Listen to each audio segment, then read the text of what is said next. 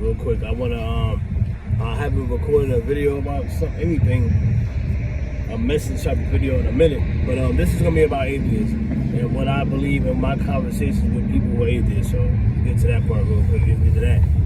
So I was just having a talk with my son like I normally do. I'm not sure where I'm gonna post this up at. I'm not gonna put it on my main channel, but I don't know where I'm gonna put it up at. But I was just having a talk with him.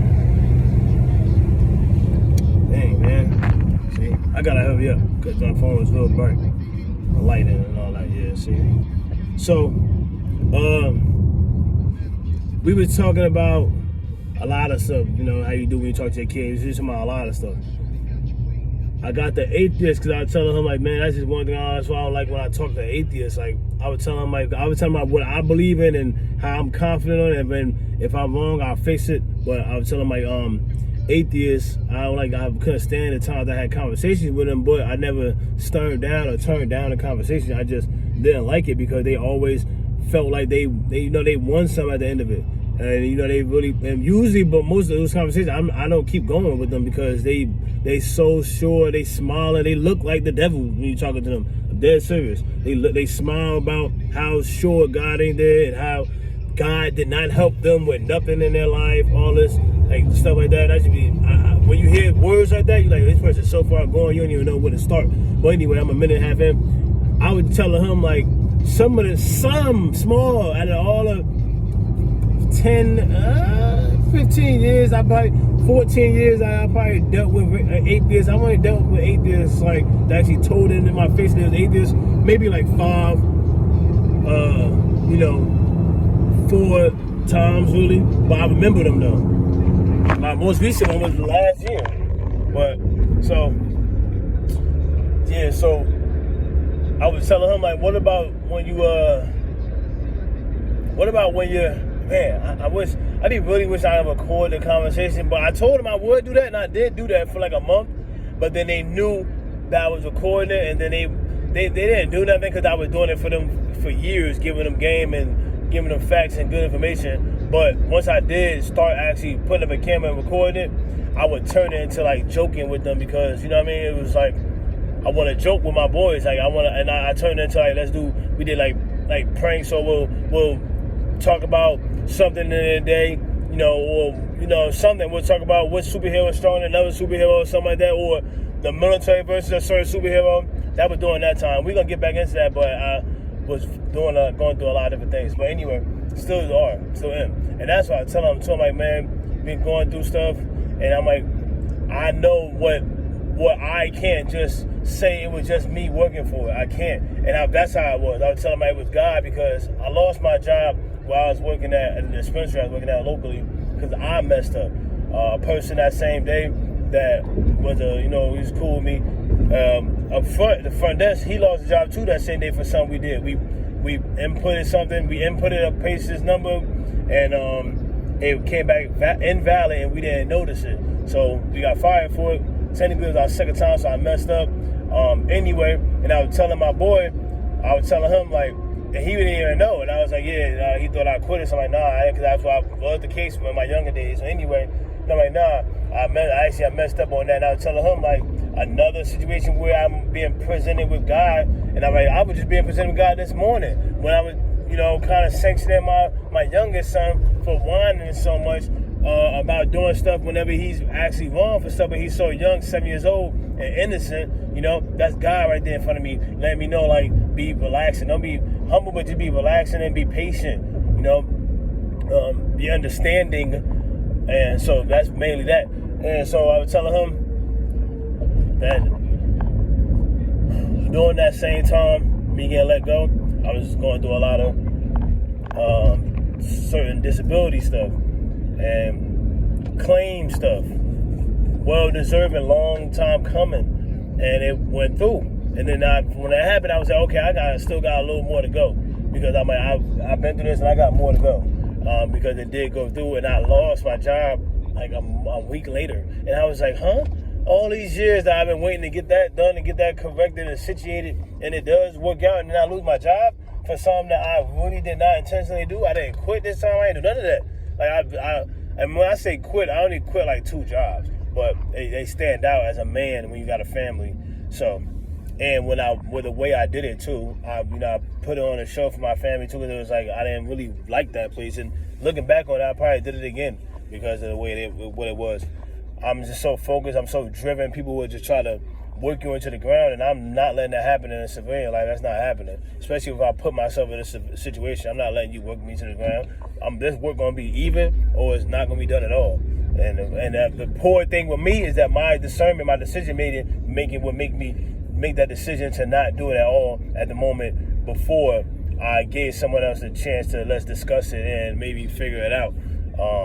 But by then, there ain't no discussion when you in an entry level position. Nobody want to hear what you gotta say. Facts. And I'm not dealing with that. Like I just you know what? That's the case, and nah, I'm cool on all of it.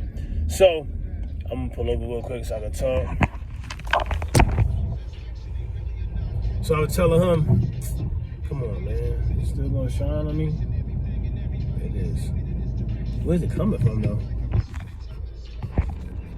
All right, that's better. We're gonna just make this quick. So I was telling him real quick. I was like, so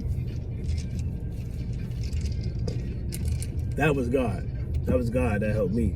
That was God. That was one way that I believe that I was helping God. Because it's like I'm reminding myself again, we're not working to move forward in life to get knocked back. We're not purposely doing that. When we make mistakes as a young man, as a young boy, that's normal.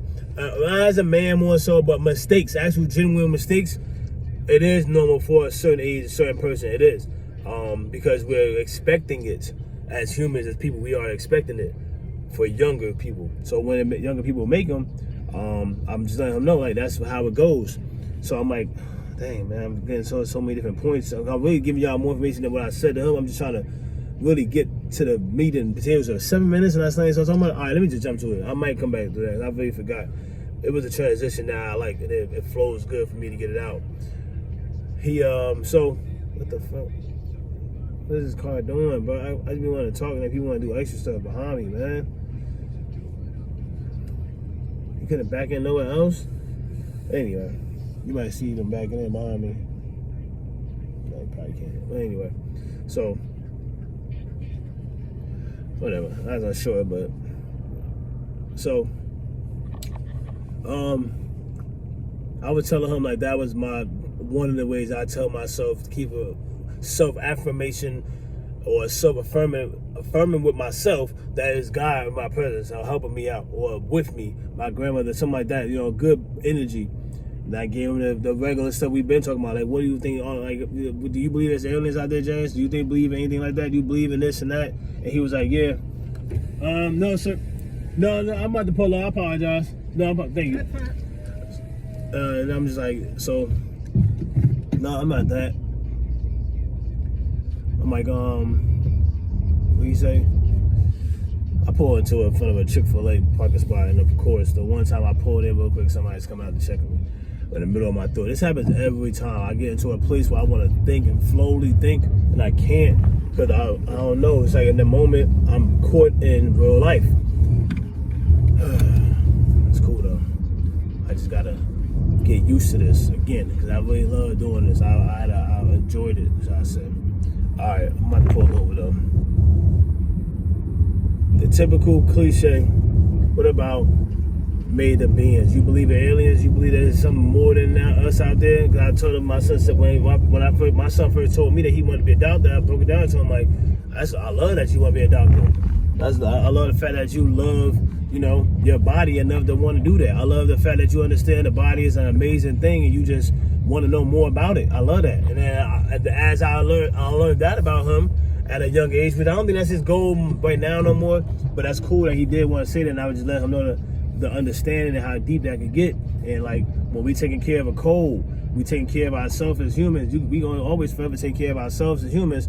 I'm like, so, I appreciate you, James, for saying that, because you see what I'm going through with bodies, and just you see what everybody in your family is going through with the body. Everybody at school, your teachers, we all go through it. We just how you gonna go through it? How are we trying to make things better? So he was like, now telling him, breaking it down, like the scabs, and this is when younger days, like how scabs, you know, heal themselves and stuff like that. He would just find that so amazing. How many animals do the same thing, Jay? Some animals actually regenerate, or what's the word? Not retaliate, regenerate, I think it is, or not regurgitate. But what did Piccolo used to do? Where he just another part of his body was like lizards. Certain lizards, certain reptiles could make another arm or leg if they lose it or whatever. Certain reptiles. So, and he found that amazing too. I'm like, yeah, that is amazing. That's amazing. Every human out here, we just, you know, whether it concerns us or care about it, that's a different thing. That's when you get to what you like and what you should chase in your life. And he was like, I got you. And then we went back to what we were talking about with believing in aliens. I'm like, what do you think about when you see like the different? There's so many different type of dogs out here, you know, different type of fish out here, different type of plants out here. You know, dogs meet up with each other and mate if new thing come out. Fish, we still don't know what's in the bottom of us. I know everybody said that, but it's a fact. We still don't know what everything is down there. And then everything. And then when we do find something new or something that we never seen that look, people joke and say it look like an alien, because it's like, what is that at the bottom of the ocean or whatever, or in the sands or the beds of some sand or something like that, looking like phlegm. That's a living organism. And then, you know, we talk about like plants. So you put certain plants together, they gonna make something new. Then we were talking about, you know, just that right there, like that's just amazing. What do you think about that? And I was trying to tell him also, like, and I'm like, okay, so what about when you got a person, like, then I had to break it down for him more how to get to really try to connect with the atheists. Like, what about when you got a person that, oh yeah, going back to one more thing though. Then I said, what about us as people? Because we all started out of Africa. When people discover that Africa has an edge and there's water, and they could travel that water, traverse that water, and get to Russia, then they stay up there. Their pigmentation changed, the climate is different. They have to humanly adjust. What do you think regulates that or controls that? You don't think that's a God doing that? It's something bigger anyway? I mean, you don't think it's a God? It's something much bigger than us out there than that, and not a demon or nothing like that, or a big plant, another actual something that's related to us, or that's something like us, similar to us? Come on now, it's too obvious. Like if that's how history has been written, that's too common sense, too obvious. Like it gotta be something bigger and better out there. So then I'm telling him, what about if you got a person? I do this for most atheists in a certain situation like this, because they want to, after all those other arguments, they feel like they got an answer for that. I always say, the truth can withstand any question. I learned that from a preacher, because I was asking a preacher in East Orange, New Jersey, growing up, mad questions about church one day, because he wanted to try and check me about how, you know, I was running around the church or whatever. And then I'm like, I asked him, boom, question, got the question, which he knew I knew the answer because I was in church every Sunday. But I'm asking him, and truthful questions like, God, you know, just talking to him like that, like, you know what I mean? And he had an answer for everything. And he hit me with that line. He said the truth could withstand any question. And he said, ain't gonna be no running around. I gave you an answer for everything. And everything he did answer was the answer. And I could say it was right according to what the Bible and what life and the Bible has shown us. And I still believe in that too, because when it comes to global warming. But we'll get into that too. I don't know what these atheists are believing with that. I don't know what they're talking about with that, but that's like another clear indicator. My cousin convinced me of that. God bless her soul, Constance Johnson, I love you. She was a very, very much eye-opener for that one right there for me at a younger age too. And now I remember, and I'm leaning more into that realism now. I have to be quick because I don't know somebody coming. So then what did he tell me? Then he said then he mentioned another thing to me. He said and I was telling him, like, what about the people that's out there, like a person? Because after you give them all the technical side, they need to hear something a little bit more that they could tangibly understand. So I'm like, what about the person that's like, that just makes a mistake? A regular person, they're just out there doing what they're doing, and then they make a mistake. Now, if you make a mistake, what happens then? They're accountable for it, right? All right, this is the hypothetical person we're talking about. They're accountable for that said mistake, and then they actually adjust and do better from that. That goes right back into the same adjustment and adaptation that we were just talking about with all the other animals in evolution.